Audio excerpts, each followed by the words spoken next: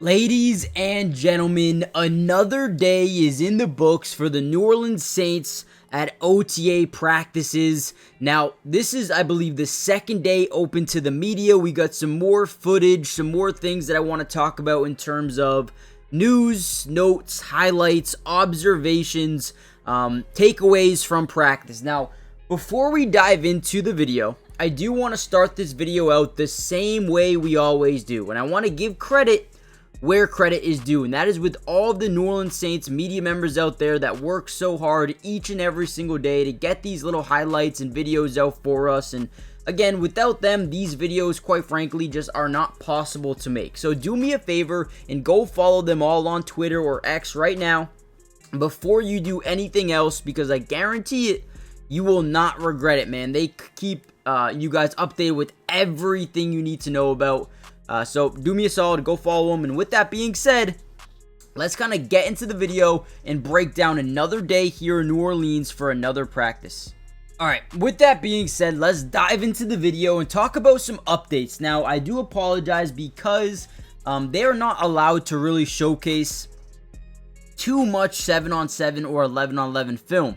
So what we're going to do in this video is just kind of talk about what happened in practice, some standouts, and the film is not going to be able to match. And I do apologize for that. But the first thing I want to talk about is the quarterback room. Guys, Tyler Shough and Spencer Rattler both are continuing to look very good each and every single day. They're completing a high percentage of their passes, both, right? Not just one, not just the other. They're both doing a very good job efficiency-wise, getting the ball to where it needs to be with a great accuracy. And I think that is one thing that stood out among anything else so far at practice. With Jake Haener out, Rattler and Tyler Shough have looked really good. Now, according to Nick Underhill yesterday, he actually tweeted out, Rattler looked good, thought he continued and translated last week's practice into today. And again, they're just getting started. This is just the beginning.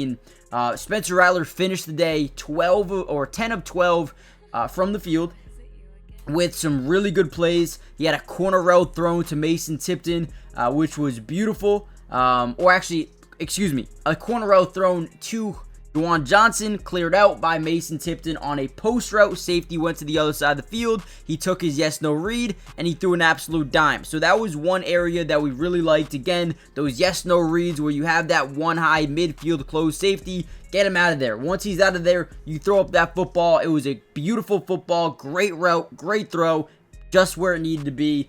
So I thought that one was really good. We also saw Tyler Shough, right, throw two 60-yard bombs. Two 60-yard bombs. Now, keep in mind, they were in 7-on-7s. They weren't in 11-on-11s, which means there was no pass rush. There's no offensive line. It was just wide receivers, running backs versus DBs and linebackers. That was pretty much it, right? But no doubt, he threw two 60-yard touchdowns. Okay, one of them went to Bub Means, the young wide receiver, who they actually really do like here for the Saints. And then you have Donovan Peoples-Jones, a guy who's played on a couple of different teams, hasn't really stuck anywhere yet. Browns, Detroit, I believe at another spot as well. But he's another one who had a 60-yard touchdown, right? So that was cool. Tyler Shough did throw an interception today as well. What else? He had another great pass to Jack Stoll over the top. I believe it was over the head of Danny Stutzman. So that was cool to see. Now, before we get any further into this video and talk a little bit more about what happened, again, I apologize for not having so much film and highlights. That's just what they're able to give us. And again, go follow them. But real quickly, make sure you guys are hitting that like button if you want more of these videos throughout the entirety of the offseason. But most importantly, make sure you guys are subscribed to the channel if you are new. It is free. It doesn't cost anything to subscribe. And we will be covering the Saints throughout the entirety of the offseason. Now, you may be asking, what does that include? Well, for the offseason, all of OTAs, which we're going to have another week of practices, right? And then from there, we're going to dive into mandatory minicamp, okay? Now, after mandatory minicamp, they take about a month off, and then they get into training camp, okay? If you want me to cover every single thing about this year's offseason, hit the like button.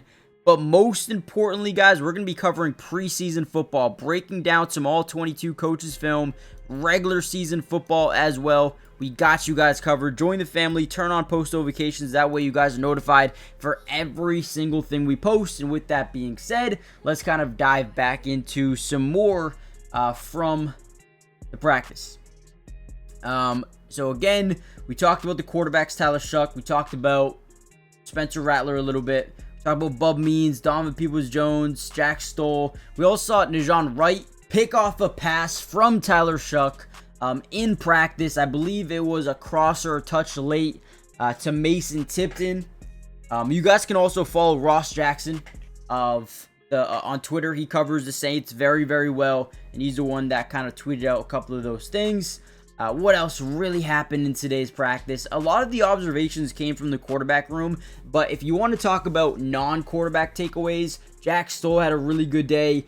There's honestly probably a really good opportunity for a tight end to really step up, right? Outside of Juwan Johnson, you have Foster Moreau, who's out, right? He's going to be missing some time. And then Taysom Hill, same thing. He's a little bit banged up. He's a little bit injured. He's not ready to go, at least right now.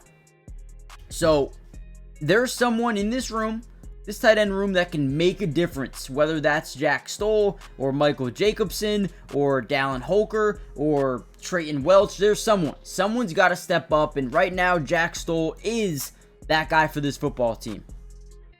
Now, this week's absences included Taysom Hill, obviously, Tyrann Mathieu, Alvin Kamara, JT Gray, Jamario Davis, Brian Bresee, Devon Godshaw, Nathan Shepard, and Cam Jordan. Now, obviously, nothing to panic about, guys, because this is just voluntary.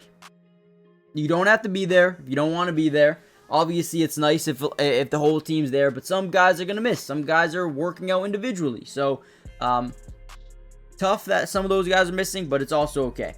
Now, Jake Haener was at practice, but he wasn't working out with the team. He's still kind of trying to get healthy here. Dallin Holker, tight end. Again, he's trying to fill in some big shoes of Foster Moreau and Taysom Hill, but he's also missing some time as well. Foster Moreau, Quincy Riley, all working out to the side of practice. Now, they had a little bit of work with the offensive line. Still going to be interested to see how this offensive line pans out. Is it going to be Kelvin Banks at left tackle? Most likely. Right from there, you got Eric McCoy, Cesar Ruiz, Talise Fuaga.